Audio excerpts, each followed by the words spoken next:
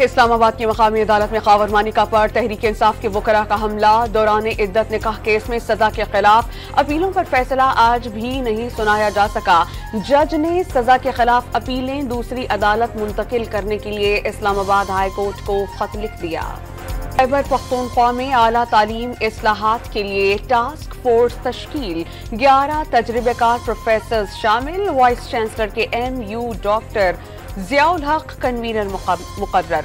Task force 3 रोज में सिफारिशात सूबाई हुकूमत को पेश करेगी। पेशावर में इस्लामी जमीयत तलबा का गजा मार्च। मुजाहिरीन अमरीकी काउंसलेट पहुंच गए। फलस्तीन के हक और इसराइल के खिलाफ नारे।